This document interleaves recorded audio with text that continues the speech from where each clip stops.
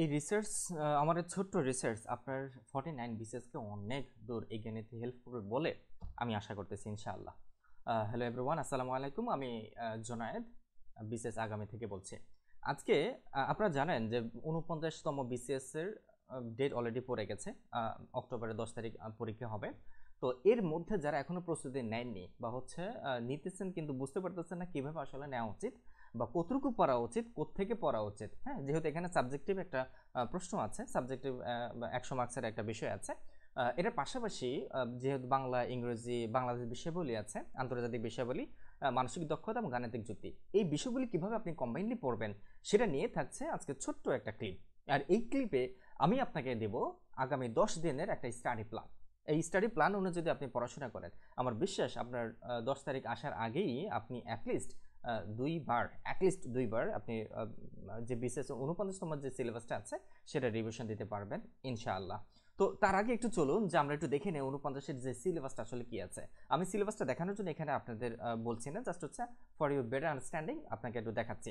সেটা হচ্ছে এই কটা বিষয় তো আমাদের আছে যেটা আমাদের আসলে মানে পড়তে হবে বা এমন কিছু।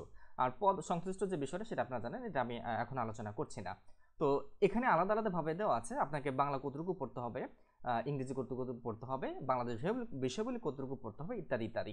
তো এই সব কিছু নিয়ে আমি একটা ছোট্ট রিসার্চ করেছি যেটা আপনাকে আগামী 10 দিন স্টাডি প্ল্যানে খুব ভালো একটা বুস্টিং হেল্প করবে।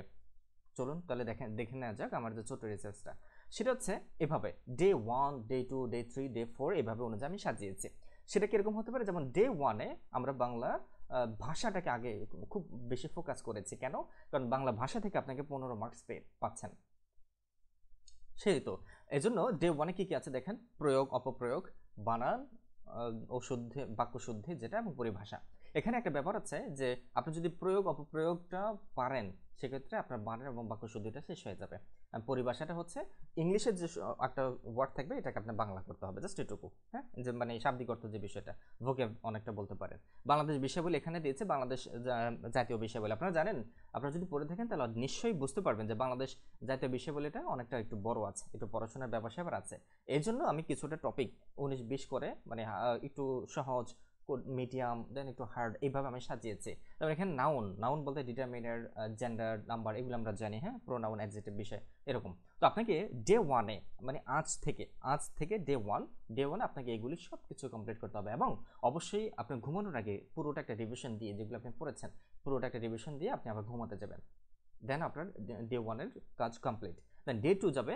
ডে 2-তেও আমি এভাবে কিছু রেখেছি। হ্যাঁ, এখানে একটা ব্যবসা আছে যে সমর্থক বিপরীত শব্দ, তো আমরা এগুলো ইনশাল্লাহ পারবো, এগুলো জানবো। আপনারা যদি নোট করা থাকে বা বই থাকে নিশ্চয়ই ওখান থেকে পাবেন। এই যে ধ্বনি, বর্ণ, বাক্য, এগুলো অনেকটা হচ্ছে জ্ঞানমূলক প্রশ্নের মতো, জাস্ট এমসিকিউ টাইপের মতো। হ্যাঁ, আপনি চাইলে এখানে পারবেন।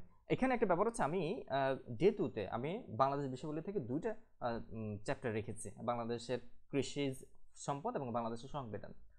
অনেকে হয়তো সংবিধানটা ভালো পারেন বা কিছু, যেমন আমার ক্ষেত্রে যদি বলি, আমি সংবিধানটা মোটামুটি পারি। এই জন্য আমি ভাবলাম যে কৃষি সম্পদ এটা খুব ছোট একটা জিনিস আছে। তো সেক্ষেত্রে এটার সাথে একটা ম্যাচ করা যায়। হ্যাঁ, আগে পরে এটা ম্যানেজ করা যায়। সেটা আপনার যদি এমন হয় যে আপনি কোন একটা চ্যাপ্টার পড়েন, তো এই ক্ষেত্রে বাংলাদেশ সংবিধান পরিবর্তে চাইলে আপনি ওই চ্যাপ্টারটা আনতে পারেন, অথবা এভাবে আপনি ভাইস ভার্সা করে নিতে পারেন। আচ্ছা, এখানে হচ্ছে বাংলাদেশ একটা ইংলিশ লিটারেচারের মধ্যে এলিজাবেথান পিরিয়ড টু 2001 এই বিষয়টা আমি রেখেছি। এখানে আপনারা চাইলে খুব কম আছে, আপনারা চাইলে এই লেখকদের ডিটেলস বা তাদের যে নাট্যকগুলি আছে এগুলো আপনারা পাবেন। এইভাবে আমি ডে 3 পর্যন্ত, ডে 3টা এভাবে সাজিয়েছি। আচ্ছা, এখন আমরা 3 দিন কিন্তু অনেক পড়াশোনা করেছি। হ্যাঁ, এই 3 দিনের একটা রিভিশন তো প্রয়োজন, এই জন্য ডে 4-এ হচ্ছে রিভিশন ডে। রিভিশন ডেতে কি হবে, ডে 1, ডে 2, ডে 3-তে যা যা পড়েছি সব কিছু এখানে রিভিশন হবে ডে 4-এ। ডে 5-এ আবার যথারীতিভাবে আমাদের পড়াশোনা চলবে। ডে 6-ও এভাবে চলবে, রাইট। আবার ডে 7 দেখেন, ডে 7 আমি রেখেছি ডে 5 এবং ডে 6-এর রিভিশন, এই দুটো রিভিশন করবেন। এবং ডে 8-এও এবং 9-এও কিন্তু রিভিশন রেখেছে। ব্যাপারটা কিরকম, ও যে বললাম না, আপনি যদি প্রথম থেকে শুরু করেন সেক্ষেত্রে আপনাকে একদিনে হয়তো বাংলাদেশ বিষয়গুলো 2টা চ্যাপ্টার কমপ্লিট নাও করতে পারেন। সেক্ষেত্রে এই 3টা দিন আছে রিভিশনের পাশাপাশি আপনাকে ওগুলি কমপ্লিট করার। তবে শর্ত হচ্ছে আপনি এর বাইরে আর যেতে পারবেন না, এটা হচ্ছে আপনার টাইম বাউন্ডারি। যদি আপনি বলে থাকেন যে জুনায়েদ ভাই এটা তো অনেক একটু কঠিন হয়ে যেতে পারে বা একটু টাফ মানে কমপ্লিট করার একটু টাফ। তো আমি আপনাকে বলি সেটা হচ্ছে আমি ভেবেই বা একটু চিন্তা ভাবনা করেই রিসার্চ করেই মূলত হচ্ছে আমি এই স্টাডি প্ল্যানটা বানিয়েছি। আমার বিশ্বাস আপনি যদি এটা ফলো করেন একটু তো প্রেশার নিতে হবে ভাই। কেন না? কারণ হচ্ছে সময় কম আছে। আপনাকে 49 এ যদি আপনি ভালো কিছু করতে চান সেক্ষেত্রে আপনাকে তো একটু চ্যালেঞ্জ নিতেই হবে না? তো সেক্ষেত্রে এই হচ্ছে রিভিশনটা এমন ডে 10 এ আমরা এভাবে রেখেছি। এখানে হচ্ছে কনজাংশন আপনারা জানেন খুবই একটা ছোট একটা টপিক আছে। আর ইডিয়ম ফ্রেজটা কিন্তু অনেক বড়। সেক্ষেত্রে আমি শুধু এর বিষয়টা তাহলে এখানে আপনার ভোকেবও হয়ে গেল, ইডিয়ম ফ্রেজও হয়ে গেল। এই হচ্ছে আমার ডে 10 এর একটা স্টাডি প্ল্যান। আপনি এখানে এইভাবে যদি একটু শুরু করতে চান, যেমন আজকে 13 তারিখ, হ্যাঁ, আজকে থেকে যদি আপনি শুরু করেন আগামী 23 দিনে 23 তারিখ, হ্যাঁ, 10 দিনের মধ্যে ইনশাআল্লাহ এগুলো কভার হয়ে যাবে। দেখবেন যে অনেক কিছু আপনার এখানে কমপ্লিট হয়ে গেছে। এখানে আরেকটা প্রশ্ন হতে পারে যে ভাইয়া এখানে হচ্ছে আপনার বিষয়ভিত্তিক যে বিষয়টা সাবজেক্টিভ এটা নেই কেন?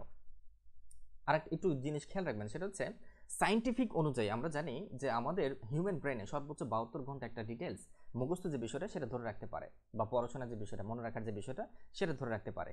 এজন্য আমি ভেবেছি যে সাবজেক্টিভ যে বিষয়টা থাকবে এটা আমরা শেষের দিকে পড়বো, 23 তারিখের পর থেকে 10 তারিখের আগ পর্যন্ত সাবজেক্টিভ প্লাস অন্যান্য যেগুলি আছে এগুলি আমরা পড়বো। কোনো অসুবিধা নাই, কোনো চিন্তা নেই, আমি আছি ইনশাল্লাহ। আমি যদি বেঁচে থাকি বা সব কিছু যদি ঠিকঠাক থাকে আমি নিশ্চয়ই আপনাদের এই স্টাডি প্ল্যানটা চালিয়ে যাওয়ার চেষ্টা করব ডে 11 থেকে একদম আগ পর্যন্ত স্টাডি প্ল্যানের এই। তবে আমার বিশ্বাস এভাবে যদি আপনি কমপ্লিট করেন বা শেষ করতে পারেন আপনি মিনিমাম ইনশাআল্লাহ 2বার রিভিশন দিতে পারবেন। Thank you. আমার জন্য দোয়া করবেন আর বিশেষ আগামী সাথে থাকবেন। আসসালামু আলাইকুম।